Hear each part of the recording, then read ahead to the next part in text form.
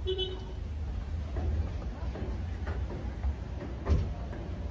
के गरेको थियो? के गरेको? के चाहिँ गरे? तँ किन लभ रियाक्ट गर्दैछस्? म जहिले याद गर्छु त्यो केटाको, जहिले पनि लभ रियाक्ट गरिरहेको हुन्छस् है तँलाई। मैले त्यो केटालाई ब्लक गर भनेको न अस्तिदेखिको तँलाई। इन्स्टाग्राममा लभ रियाक्ट हुन्छ भने चाहिँ म चाहिँ के गर्नु त अन्त? तैँले फेसबुकमा पनि लभ रियाक्ट गरिरहेको हुन्छस् हो। फेसबुकमा पनि मेरोमा चाहिँ यत्रो रातो रिसाइरहेको इमोजी तैँले रियाक्ट तेरो गरिरहेको अनुहार हुन्छस्। पनि हेर्न अन्त। तँ किन अन्त त्यसको कमेन्टमा जहिले पनि लभहरू पठाउँछस्? किन लभहरू पठाउँछस् त्यसको कमेन्टमा? मैले अस्तिदेखिको भन्दैछु त्यो केटालाई ब्लक हात गर। नलगा है केटा, हात नलगा नि फेरि। अनि किन त्यो केटालाई ब्लक गर्न अन्त? गर्दिन। किन गर्नु? ब्लक गर। तेरो गर्दिन। पासपोर्ट इमेल यहाँ ले त। साह्रै पो गरिस्। तेरो पासपोर्ट इमेल यहाँ ले न। पासपोर्ट र तँलाई इमेल। चाहिँ किन दिनु मेरो पासपोर्ट? तँलाई किन चाहिँ तेरो पासपोर्ट इमेल मैले मागेको छु? तँ त 10 केटीलाई त्यहाँ लभ रियाक्ट गर्दै गरेको हुन्छस्। मैले भनेको छु मेरो चाहिँ निजी खोजी डल्लै चाहियो।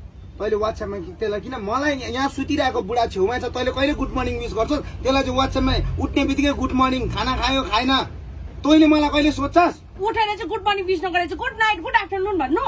तँ जहिले याद गर त्यो केटाको, जहिले पनि त्यो केटाले फोटो हालोस्, त्यो केटालाई ब्लक गरिहाल। गर्दिन किन गर्नु? किन ब्लक गर भनेको सुनेन? त्यो केटालाई ब्लक गर्छस् कि गर्दैनस् भने?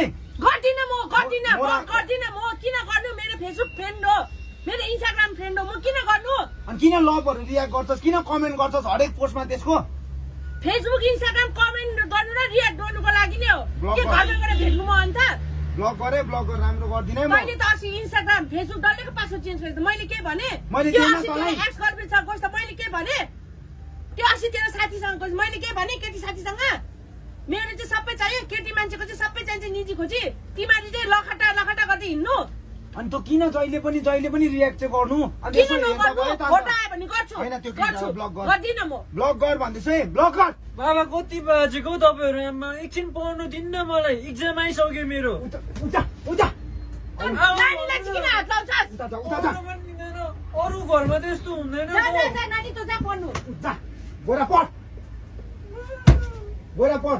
गाला मारेर फ्यालिदिन्छु म, मारेर। नानीलाई चाहिँ किन हात लाउँछस्? सरकारको फुलबारी बढी बोल्छस् तिमीहरू मलाई बढी बोल्छस्? अब त्यो केटासँग लभ रियाक्ट गरेको देख्नु त तँलाई म थिएन। तैँले हात खाना लगाएको तँलाई घरको खाना पचेन? तँलाई डोमेस्टिक भाइलेन्समा म केस गरिदिउँ? गर्नुपर्ने रहेछ तँलाई गर्नुपर्ने रहेछ बुझिस्? मेरो भाइ हो त्यो, तँलाई लाज लाग्दैन त्यस्तो भन्नु? अनि त्यो भाइको फोटोमा जहिले पनि लभ रियाक्ट गर्छ, भाइबाटै सुरु हुन्छ, तिमीहरूको भाइबाटै।